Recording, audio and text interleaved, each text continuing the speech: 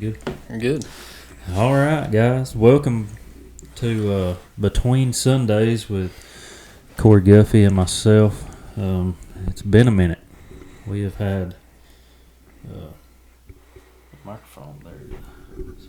Something's off with my mic. I feel like you can hear me breathing. Can you? A little bit, but it'll be all right. So, Still breathing hard. We've been playing pickleball. Yeah, played pickleball this evening with our wives and our little boys, and so yeah, it's been a minute. We've been busy, a lot of life going on. Had fall ball, travel ball on Saturdays, and then we probably would have got to this podcast probably 2 weeks ago, but we were going to try to get Philip on here, and then it's hard enough to make mine and Corey's schedule line up to where we can do this at the same time. But trying to get Philip and us aligned was just not working. We tried and tried and tried some more. And we couldn't make it happen. So finally we said, well, if we're going to put out another episode, we need to jump on it because we're taking forever. But so yeah. We've had a lot going on. What we were going to do this episode, and we'll probably still talk about it, is we were studying on the life of Peter, and I'm sure it'll get brought up. But just to catch y'all up a little bit on what's been going on in our lives. So I just recently, 5 weeks ago? Yeah. Took over the youth pastor position at our church at New Home Baptist, and so I've been doing that too. That's obviously another reason why my life's been so hectic and busy. And then my schedule is just whack. I'm on second shift, and I have Tuesday, Wednesday off instead of Saturday, Sunday, so weekends don't line up either. So it's just been busy, but we've been taking it as it goes, staying close to the Lord, letting Him guide us through all of it, and so it's been awesome taking over that, and still new, still trying to get our bearings about us, the way everything's going to work out, and what all we got to do and need to do, and all that good stuff. But we're working on it. So, what's been new in your life?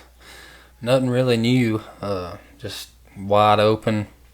We've started helping Jacob and Lily with the youth some, and that's just been a blessing for us, and I actually got to teach Sunday school in there this past Sunday. That's new. That's new for me, but it was a good thing for me to be able to put myself out of my comfort zone to do that. It's something I felt like I was led to do, and I really enjoyed doing it. So yeah, you did a good job too. We talked to Corey and Courtney. We actually talked to them before it was ever made official, and let them know that we were possibly going to be doing that, and they said that they had felt drawn to work with the youth, and so that they may come up there and help us. And it took a little while, but they got up there, and they've been nothing but helpful. Like I said, or like he said, he taught Sunday school this past Sunday, and so it gave me a little break on Sunday school, let me dive a little deeper into my Wednesday lesson this week, and did it. You did a great job. I mean, it was good. So one of the things that I thought would probably bring up the life of Peter fairly well, just to kind of give y'all a backstory on the whole youth pastor position, because not a lot of people have really heard, I don't guess, how that all transpired, and honestly, even the people that semi know how it transpired don't know the whole story. Probably, I don't guess. So, just to give y'all kind of a little quick rundown. Me and Lily had our gap and our youth worship together on Wednesday Wednesday nights for a couple songs or whatever, and then the Gap normally goes to their classroom for Wednesday night Bible study, and then the youth stays in theirs. And Lily and I obviously were in the Gap, and which is just young adults. And I told her one night we were headed home. I don't know if we were headed home from church or what, but I told her, I said, I feel like I've been led to serve with the youth somehow, and I didn't really know how. I didn't know where God was going to place me at, and that they had a ton of people helping out in there. And Lily looked at me and she said, "Well, that's crazy." And I said, "What?" And she said, "I've been feeling the same way. I've been feeling drawn toward the youth and serving in the youth." I said, "Well, we probably need to tell somebody about that." So I told Philip we had a serving fair or whatever one Sunday. Well, I couldn't make it, and so we didn't get to make it. So I texted Philip and told him, me and Lily wanted to serve in the youth and everything, and he said, "Well, I'll get you in touch with Jeff and Shayna and all that stuff." Well, it wasn't long after me and Lily had this conversation, Jeff and Shayna announced that they were stepping down. And I just kind of told Lily, I was like, "Well, that was weird, the way that just happened, And so anyway, the more I thought about it, the more I prayed about it, the more I felt led to the youth, like hardcore led to the youth. And so then it began to dawn on me that it was possible that God was calling me to be the pastor of the youth. And man, I was like, no way. Like, there's no way God wants me to do that. And so then I started questioning, is it God telling me this, or is it me telling me this, right. Mm-hmm. And so my discernment was a little off, and I didn't even tell Lily that I was feeling this way. And so then I started running from it because I thought God's calling me to this, and I'm not qualified. You wanted to serve. You didn't want to. Yeah. You didn't want to be. And so so then I ran from it. Well, then that's when I was like, we had the opportunity to buy some land, and we were going to put chicken houses on it or something like that. And so then that gave me the best opportunity to run from it that I possibly could get. And so I went to Pennsylvania and worked for a while. I think y'all know that. We did a podcast on Zoom while I was up there. And so I just ran, dude. I ran and I ran. And so then I come home. In between me working in Pennsylvania and Louisiana, I came home for a week. And the whole time I was in Pennsylvania, it was just eating me up. I mean, it was eating me alive. And so I come home for that week, and I finally told Lily that when I got home that week, I think I come home on a Friday or something like that, and I was going to be home for the full next week. I told her, I said, I think God wants me to be the youth pastor. She was like, "Really?" And I said, "I think so." I said, "But I don't know." I was like, I need your help. I need you to pray about it with me. I said, because I don't know if it's me telling me this or if it's God telling me this. Mm-hmm. And so we go in Wednesday night Bible study, and we go in with the youth just like we always do, and we worship, and we come out, and we go into the Gap classroom. And Philip gets up and starts teaching. Word for word. Word for word, what I said. He's talking about if you need an answer to something, if you feel like God is calling you to something and you don't know if it's God calling you to it or if it's you thinking it, pray about it and let God answer it for you. Lily was laughing.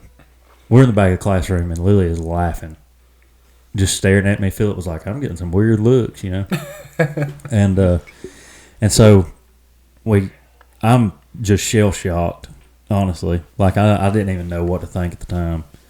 And so I was going to talk to Philip about it that night. Well, we ended up going down to the lobby, and we got around a bunch of people, and they was all talking to him and everything else. I was like, So I went across the road to the playground because that's where all the kids were at. Corey was over there, and I was like, "Corey, I need to tell you something real quick."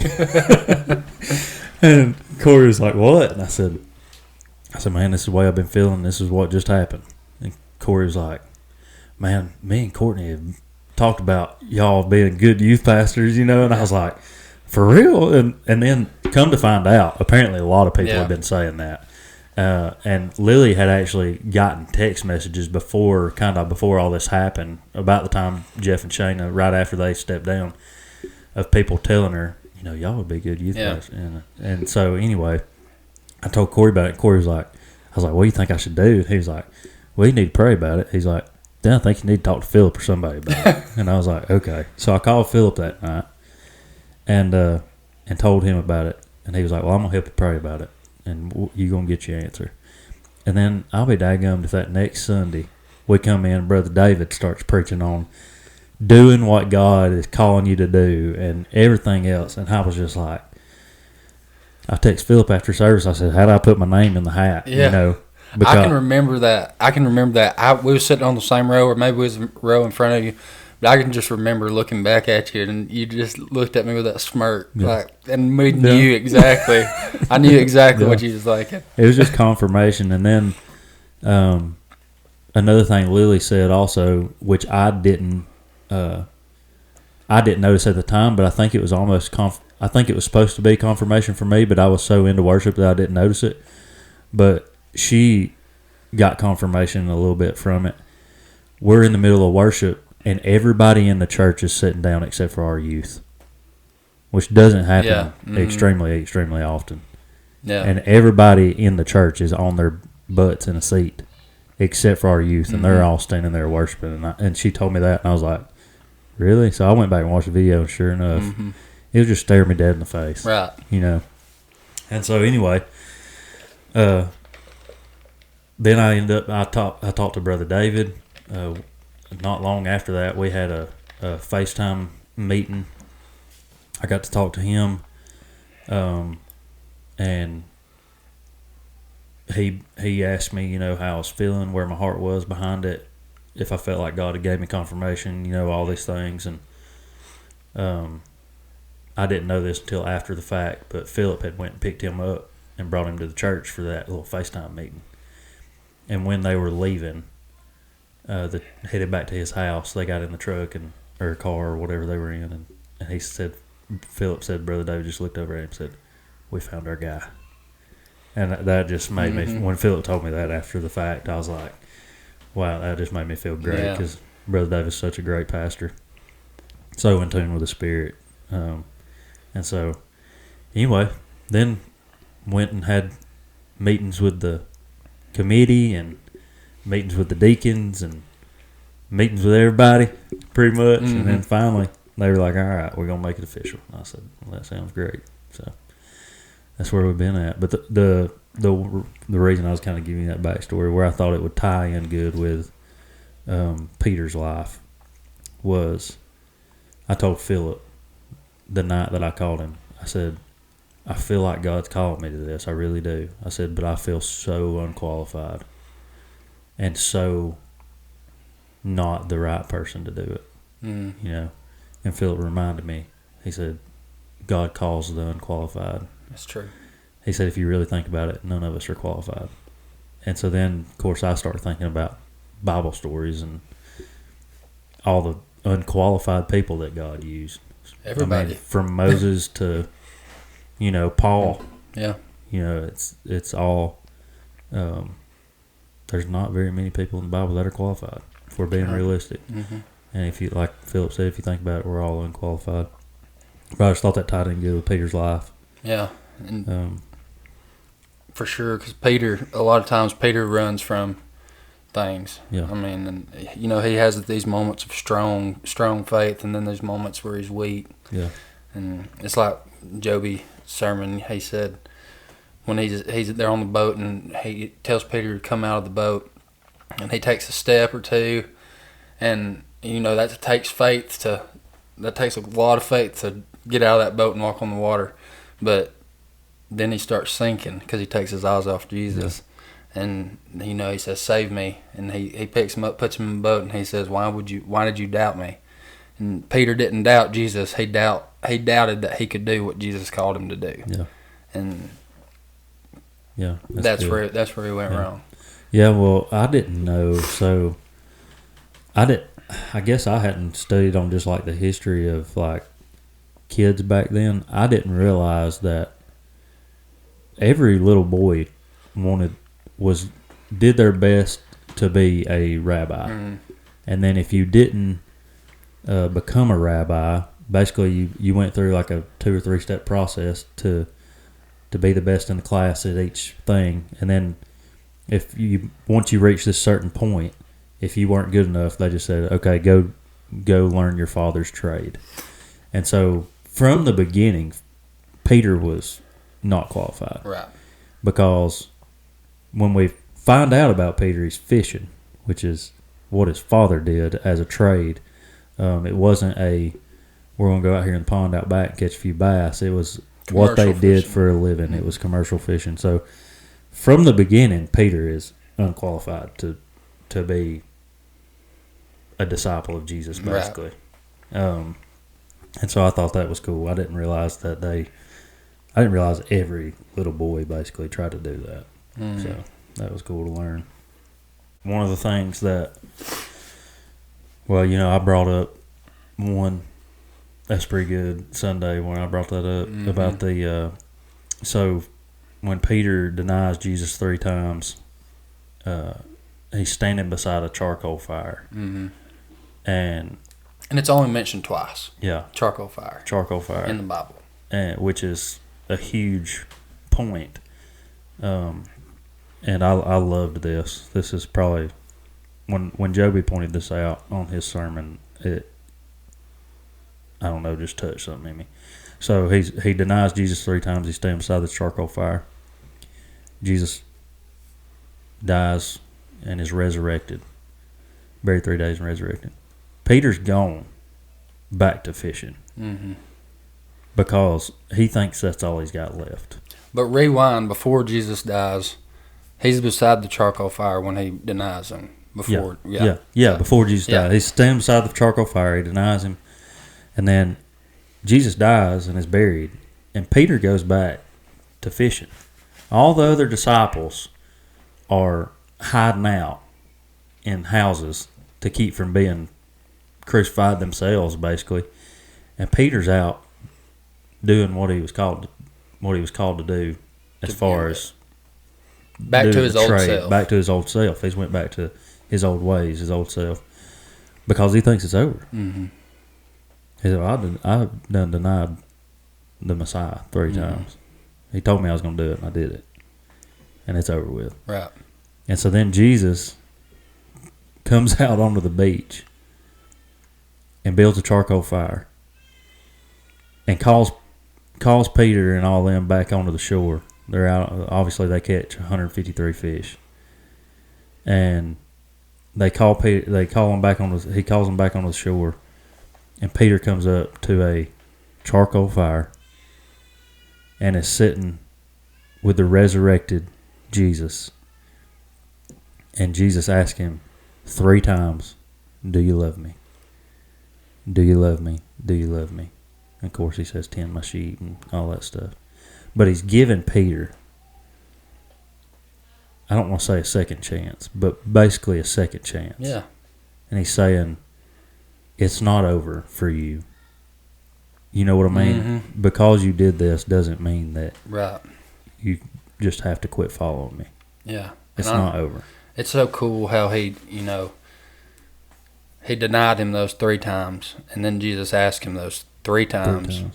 It's like he's having to, and Peter's getting aggravated by the 3rd time. Yeah, he's like, "Yes, I've told you I love you," but he denied him 3 times, so he has to get that. Do you love me 3 times? Yeah. And both at a charcoal fire. It's basically Joby says a holy do-over. Yeah. So and.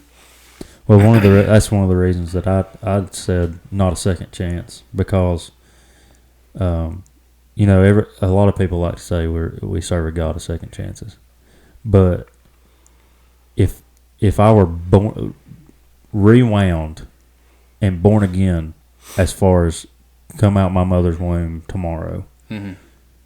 I'm gonna screw it up just like I did the first time. There is no second chance. There's the blood of Jesus, and from now on.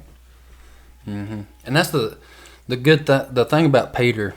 You look at what he's done, after all this, how he goes on and has the church and everything. But a lot of our testimonies are the same as Peter's. We have these moments. I know I do. Like when you're first saved and you're strong, and then you're gonna mess up. And Peter's the same way. He has these moments of strong faith, and then he has his weaknesses. Yeah. And then he goes back to doing what he was doing beforehand. Yeah. I mean, how many times I've done it. I've had these stretches where I'm like bam, bam, bam, bam, and then I go back to my old self. Yeah. I've done it, but now and then you get that Jesus is still there. Yeah. And he's like, hey, do you love me? Yeah. I'm still here. Yeah. 100%. And yeah. I mean, you have that opportunity, even though we mess up, and even though we have these moments of weakness, we can still. But he's right there waiting on us, and we can still walk with him. Yeah. And he's gonna walk with us. Yeah. 100%. Yeah. It's not fully prodigal son, but just Yeah. you know, in our flesh, man, the devil's so good at what he does. Mm-hmm. Yeah, I mean, I don't know if we've talked about that on the podcast, but he's been doing it for thousands of years. And he knows every single thing that's going to get to you, every single thing that's going to tempt you. And he's going to throw everything in the kitchen sink at you. Mm-hmm. Because if he can slow you down any at spreading the gospel, then or not teaching your children the gospel, then he thinks he's winning. Mm-hmm. Which obviously, we've read the back of the book. We know we win. Right. But I'm interrupting you here. No, you're good. I love the story. And the things with Peter, a lot of times these moments that he has are real in the same setting, Yeah. Like God, I can't even think of it now. But it's where they at? It's Sin City, basically. Oh, I just went blank. They believe the gates of hell are Yeah, literally. Yeah, they thought demons came from there. And that's where Jesus, he asked Peter something, and the answer Peter gives, he's like, he realizes that's not your answer. That's a revelation from God, and he basically gives him the keys to heaven and all this. But in 2 chapters later or something, he tells Peter, this is how it's going to happen. I'm going to be arrested, crucified, and resurrected. And Peter's like, no. That's not a guy. He rebukes Jesus, and no, that's not good. Yeah. And then what does Jesus tell him? Get behind me, Satan. And that's tough. Jesus is telling you right here. You just got a word from God. Yeah. And then just 2 chapters later, or whatever, however long it is later, he calls him Satan. Yeah. Well, that'd be tough. Yeah, for sure. Yeah, imagine being called the Rock by the God in the flesh, and then him 2 verses later calling you, get thee behind me, Satan. Yeah, man, that would be rough for sure. And man, we're just all like that. Yeah, I mean, like I said, you let your guard down for 5 seconds, and the devil throws temptation at you, and your flesh eats it up. Yeah. Because you're fighting your flesh every day when you follow Jesus. It's like that. I seen that clip. You've literally got to die to the flesh every day, basically. Mm-hmm. Like, you've got to put your flesh to death because you're fighting it every single day, because we got that remnant in us, and we've got to put it to death every day and put God first and everything. Yeah. And it's real easy to let that other stuff get in your mind and go with it that day. Yeah. It is. It is. 100%. So, we didn't have like a laid out anything to talk about on this episode, and we just wanted to hit on Peter's life, give y'all an update on our life too. Really just get on here to let y'all know we're not quitting. Yeah. Yeah, really. It's been a long time. People probably thinking, oh, they're already done. Mm-hmm. Yeah. And it'd been easy to episodes and it's already over. It'd been easy to quit too at that point. Yeah. But. Yeah, no, it literally was just us not having opportunities, basically, to do that.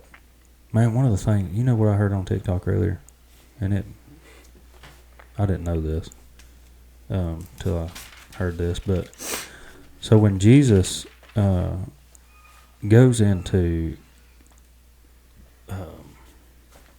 when he heals the lame man at the spring, he's been there for 38 years, and Jesus goes in. Apparently there was like 7 gates on this place, and Jesus enters the 7th gate, which is the gate that all the animals would come through, where all the feces would be, and then this is where this guy's laying. And he goes to this guy and says, "Do you want to be healed?"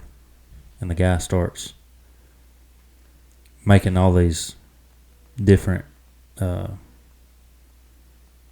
explanations and reasons why he can't make it to the water to be healed. And Jesus says, pick up your mat and go, right? Well, then the Pharisees see him with his mat, and they're mad because it's Sabbath day. And they're like, "Who told you pick up your mat?" You know, and he says, "Well, this guy did, blah, blah, blah." Later on in the story, I wish I knew exactly where it was at. Later on in the story, Jesus sees the guy at the temple.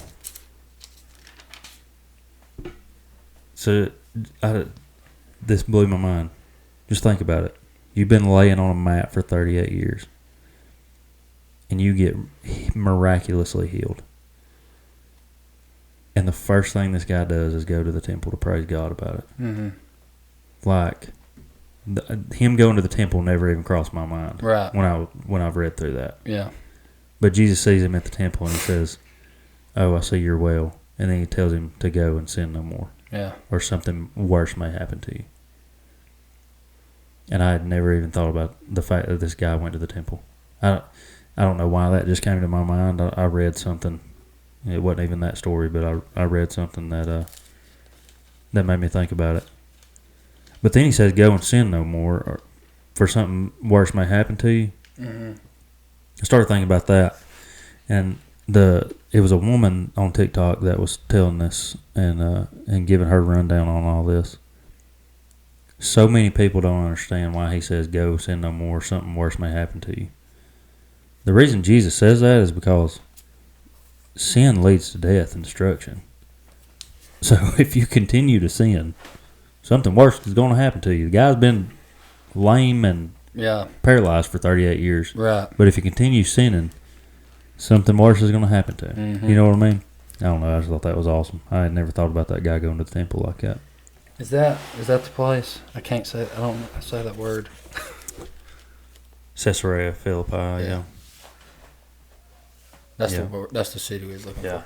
So I thought it started with a C, but I don't know why, but that's what I thought it started with. But I kept wanting to say something else. Now I can't remember what it was. Dude, my memory is horrible.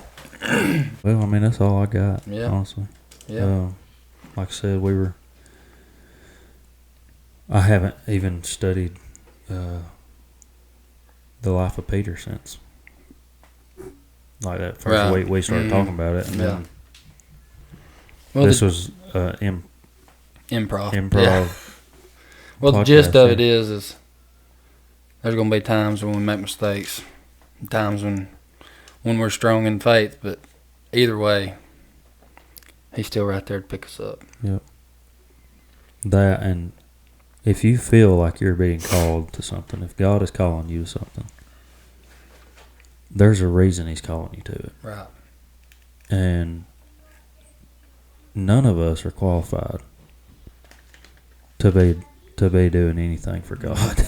You know, and that's like what I said Sunday. I felt so unworthy to be up there talking to these kids about the Bible. Yeah. Like, my past, I mean, I'm like, I've done so much bad in my past. Why am I... Yeah. Why would they listen to me? Well, it was so weird when you got up there and said that about how like when God calls people to do certain things, you know, certain people can interact and feel basically what these other people are feeling. Because I just said that. Yeah. I don't remember if it was Wednesday or the Sunday before that.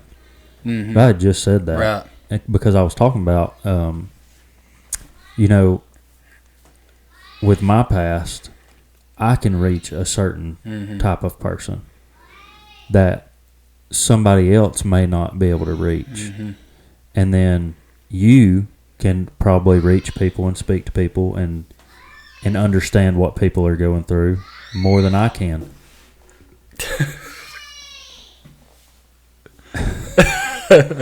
And so that I literally had just said that like either the Wednesday before that or the Sunday before that, and then you said it again, and I was like, yeah. I mean, that's 100% Right. truth. The bottom line is God can use everybody, no matter how bad it was. Yeah.